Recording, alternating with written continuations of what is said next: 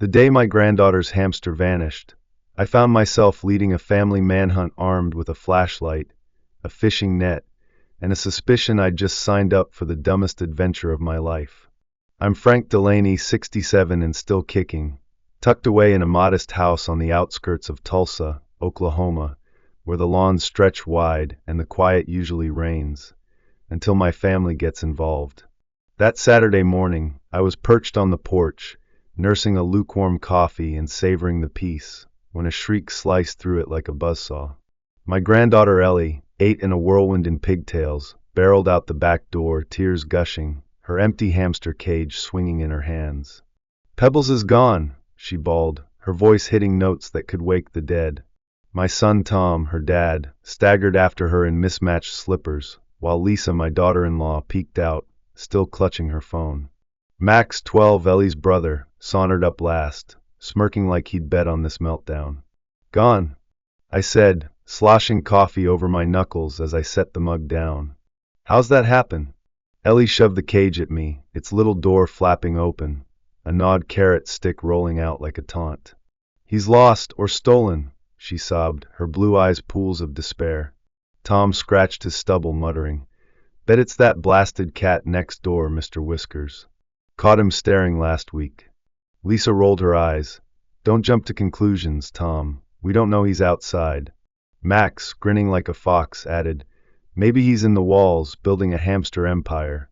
I hauled myself up, brushing toast crumbs off my shirt, and squared my shoulders.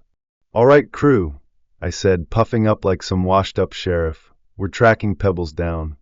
I'm your detective." Ellie hiccuped, nodding fiercely, and Lisa tossed me a flashlight from the junk drawer. Tom dashed to the garage, returning with a fishing net. "For capture," he said deadpan, while Max grabbed a rolled-up comic book claiming self-defense, obviously. I couldn't stifle a laugh. This gang was a walking disaster, and I'd just volunteered to steer the clown car. We stormed Ellie's room, the epicenter of the crime. I dropped to my knees, flashlight sweeping under the bed, dust bunnies, a lost sock, no hamster. Tom flung cushions like a madman, one sailing into Lisa's face. "Watch it," she yelped, while Ellie scaled her dresser, nearly toppling a lamp in her zeal. "He's got to be here," she cried, and I swung the net, snagging a cobweb instead of a critter. "Graceful, Dad," Tom snorted, and I fired back, "better than losing him in the first place." Max tapped the walls, muttering, "If he's in there, we're toast." The place turned into a riot, pillows airborne, drawers spilling, Ellie's wails peaking, until I clapped my hands. "Hold it! We're not tearing the house down. We need a strategy." I marched them to the living room, coffee forgotten, my knees creaking. "Tom, yard patrol, cat check." Lisa, kitchen, food clues. "Max, walls, knock for hideouts." "Ellie, you're my deputy." She saluted, tears drying, and I felt a goofy pride swell up. Pebbles was AWOL, and we were a mess, but we were a team, bungling, loud, and ready for the silliest chase I'd ever led. The Pebbles manhunt turned my Tulsa house into a three-ring circus, and I was the ringmaster with a busted baton. It wasn't my first rodeo with Ellie's pets. 2 summers back, she'd hauled Pebbles home from the county fair, a twitchy brown fluffball she'd dubbed Family. Since then, I'd been suckered into hammering wobbly cages, scooping goldfish from sinks, and once, prying a turtle out of the toilet after Max swore it wanted a bath. I'd grown through every escapade, but those kids had me hooked. Ellie's big eyes, Max's sly grin, and I'd stumble into their chaos every time. Pebbles going missing, though, hit different. Ellie's sobs twisted my gut worse than a turtle splash ever could. We regrouped in the living room, and the search spiraled into pure farce. Tom bolted outside, net aloft, hollering, "Whiskers, you little felon," only to snag his foot on the hose and belly flop into the petunias with a thud. Lisa dove into the kitchen, squealing when she mistook a cobweb for a hamster tail, swinging a broom like she was auditioning for a horror flick. I chuckled, "Guess I'm the brains here," then promptly banged my knee on the coffee table, hopping around cursing like a sailor with a peg leg.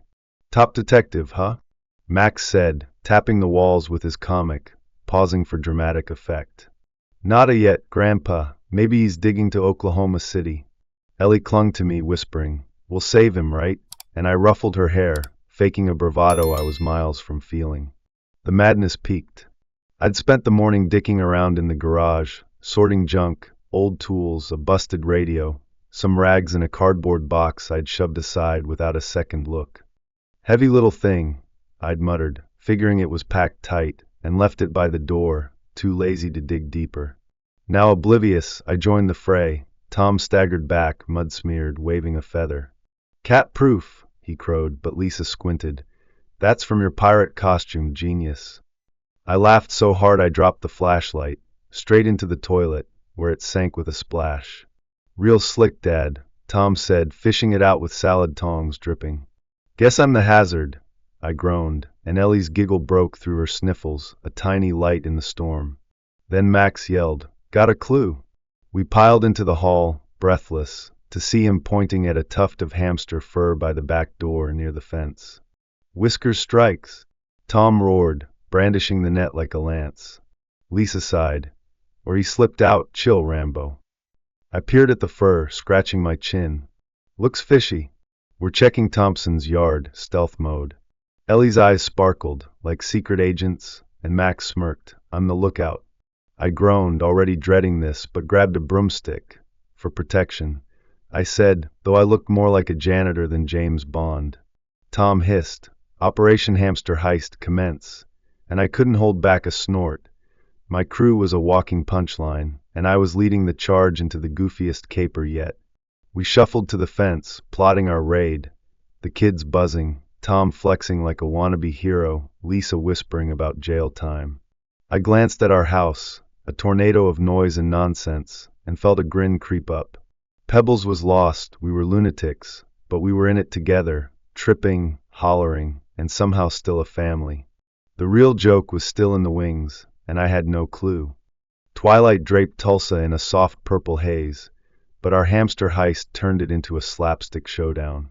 After Max's fur find, my crew, Tom, Lisa, Ellie, Max, and me, crouched by the back fence, plotting our assault on Mr. Thompson's yard like a gang of bumbling bandits. Tom clutched the fishing net, whispering fiercely, "Whiskers chowed Pebbles. I'd stake my whole sock drawer on it." Lisa swatted his arm. "You're not staking anything. This is nuts." Ellie tugged my sleeve, eyes blazing. "We'll get him back, Grandpa, even just as ghost." Max snorted, "Ghost hamster, coolest pet ever." I waved my broomstick, feeling like a pirate captain with a mutinous crew. "Quiet, folks, no jail time on my watch." We slunk over, me in front, moving like a man who'd forgotten how knees work. Tom took 2 steps and snagged his net on a rose bush, yanking half the thorns loose with a yelp.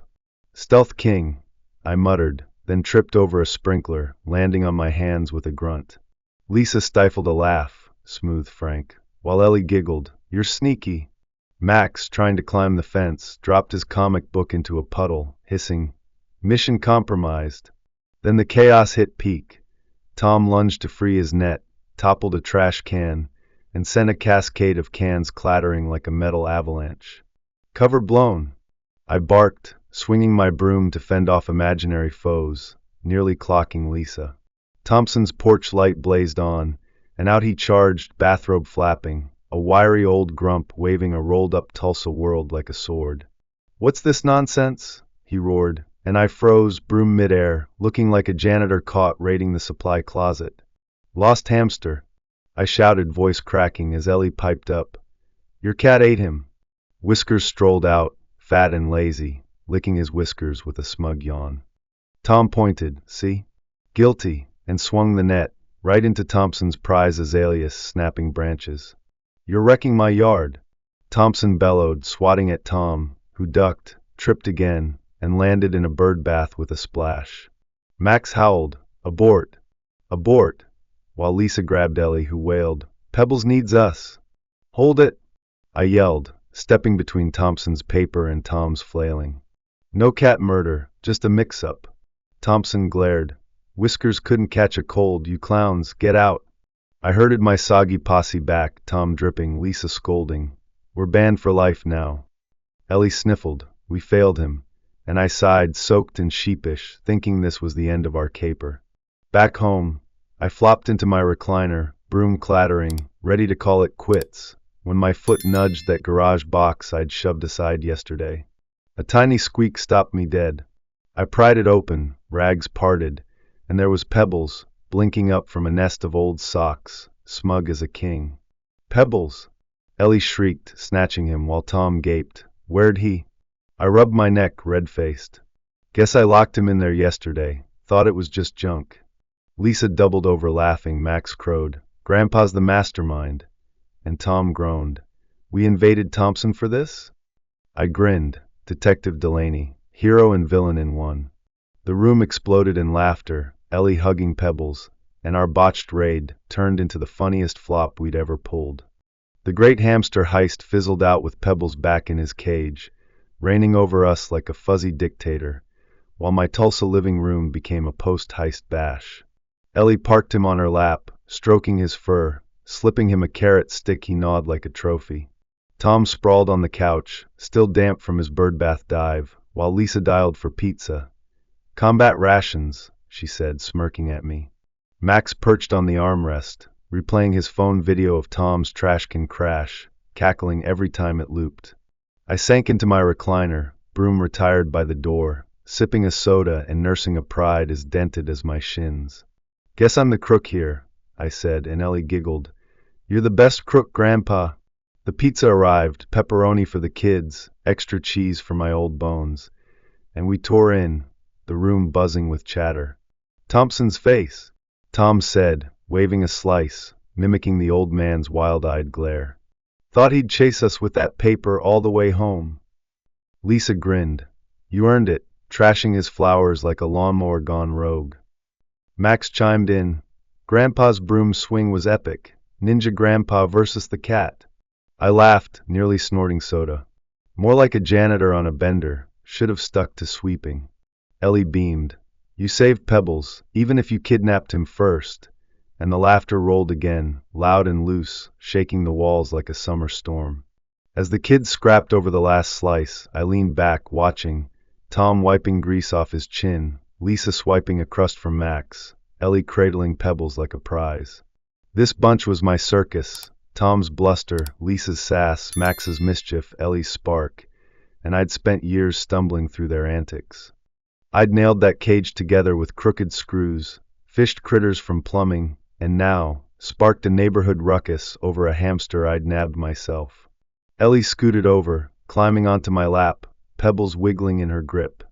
"I knew you'd find him, Grandpa," she said, her voice small but sure, her cheek pressed to my shirt. "Even when I was scared, I knew you wouldn't give up." I hugged her tight, her trust hitting me like a warm wave. "Couldn't let my deputy down, could I?" I said, voice rough. "Even if I'm the clumsiest hero around." She giggled, nestling closer, and I felt it, the heartwarming mess of it all. Family isn't about nailing it perfect. It's about charging into the fray together, laughing when you trip over your own feet. We'd stormed Thompson's turf with nets and brooms, a posse of fools, all for a critter I'd locked away, and came out with a tale we'd retell, till we're gray, or grayer in my case. The pizza box sat empty, the kids drifting, Max to his room, Ellie with Pebbles to her cage, Tom and Lisa to the sink, bickering over who'd wash. I stayed put, the hamster wheel creaking faintly, and grinned. We were a disaster, bungling, loud, and perfect in our chaos. Ever think you'd wage a war over nothing, only to find your family turns it into everything with a laugh? That's us, fumbling through the dumbest heist in Tulsa, stitched together by love and a whole lot of noise.